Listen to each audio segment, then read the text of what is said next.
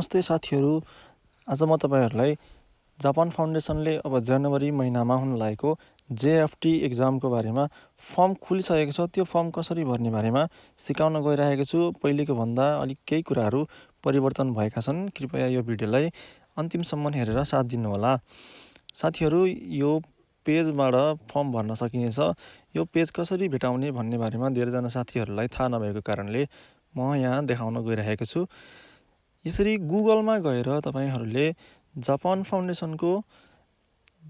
Foundation Prometric ID भनेर type गरेर search गर्नुभयो भने पनि देख्न सकिनेछ, जसबाट गुगलमा यसरी नयाँ पेज खुल्नेछ र यसमा जापान फाउन्डेसनको test for basic Japanese Prometric भनेर जुन पेज देखिन्छ त्यो ओपन गर्नुभयो भने पनि हुन्छ।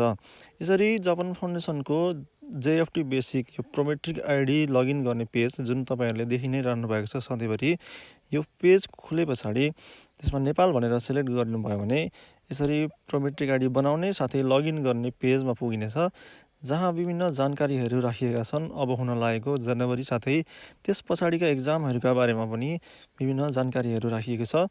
यो सायद धेरैजनालाई थाहा पनि होला। यसको सबैभन्दा माथि देख्नुभयो भने यहाँ केही इन्फर्मेसनहरू राखिएको छ जुन अहिलेको एक्जाममा परिवर्तन भएका छन्। आगामी दिनमा जनवरी 2020 र त्यसपछि हुने जापान फाउन्डेसनको एक्जामको कुराहरू छ। धेरैजना साथीहरूले यहाँ फर्म भर्नको लागि थाहा नपाउनु भएको र यो प्लिज क्लिक हियरमा रहेको बटनमा क्लिक गर्नुभयो भने यसरी नयाँ पेज खुल्नेछ, जसमा अब हुन लागेको भौचरको पर्चेज बारेमा विभिन्न जानकारीहरू राखिएका छन्। साथै यसमा JFT बेसिकका एक्जाम साथै केयर गिभरको एक्जामको बारेमा पनि केही जानकारी राखिएका छन्। जस्तै यो सबैभन्दा माथि रहेको लिङ्क खोल्यो भने एउटा पेज खुल्नेछ, जसमा यदि यो लकी ड्र पर्यो भने तपाईहरुले यहाँबाट JFT बेसिकको लागि एक्जाम फर्म भर्न सक्नुहुन्छ। जुन भिडियोहरू मैले योभन्दा पहिले पनि देखाएको थिएँ, फेरि पनि देखाउने छु, कृपया हेर्दै गर्नुहोला। साथै बिचको लिङ्कमा जानुभयो भने नर्सिङ केयर गिभरको लागि एक्जाम फर्म भर्न सकिनेछ यदि लकी ड्र परेको खण्डमा। त्यस्तै यदि पछाडि नै फर्केर हेरौँ एकचोटि, पहिलेकै पेजमा गएर म यहाँ अब हुन लागेको जनवरीको लागि एक्जाम कसरी फर्म भर्ने लकी ड्रको लागि भनेर देखाउन गइरहेको कारणले यहाँ देख्न सक्नुहुन्छ।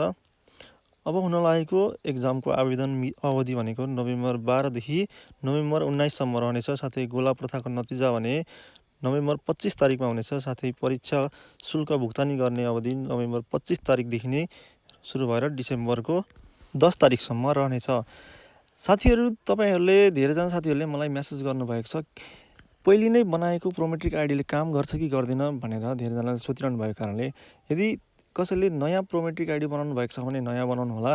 पुरानो बनाउनु भएको साथीहरूले 180 दिनसम्म त्यसको भ्यालिडिटी रहन्छ। साथै त्यो भनेको अहिलेसम्म एक्सपायरी भइसकेको छैन, त्यसैले पनि यो फर्म भर्न सकिन्छ। यो लिङ्कमा क्लिक गरेर अब हुन लागेको एक्जामको बारेमा फर्म भर्न सकिन्छ। यहाँ तल पनि देख्न सक्नुहुन्छ। यदि तपाईले भेटाउनु भएन भने यो पेजको तल पनि हेर्नुहोला। म यो पेज खोलेर देखाउन गइरहेको छु। यहाँ माथि रहेको सेम अर्को एउटा लिङ्क पनि छ।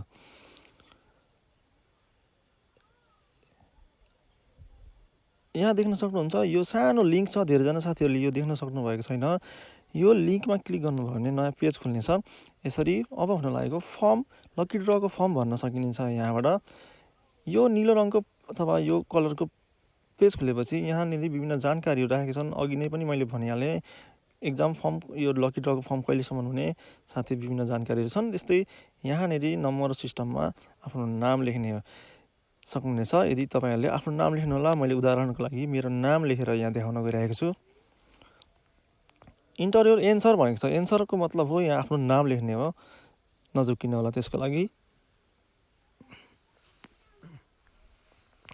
त्यस्तै यहाँ अर्को पनि एक्जामको लागि यहाँ इन्टर योर एन्सर भनेको छ। यो ठाउँमा प्रोमेट्रिक आइडी लेख्ने हो। जसले प्रोमेट्रिक आइडी बनाउनु भएको छ उहाँहरूले आफ्नो प्रोमेट्रिक आइडी लेख्नु होला, इमेलमा आएको प्रोमेट्रिक आइडी। त्यस पछाडि यो थर्ड नम्बरमा रहेको यसमा के लेखिएको छ भने यदि तपाईहरुले यो परीक्षा अब हुन लागेको लकी ड्र पर्यो भने के को एक्जाम दिने त्यसको बारेमा यहाँ टिक लाउनु पर्नेछ।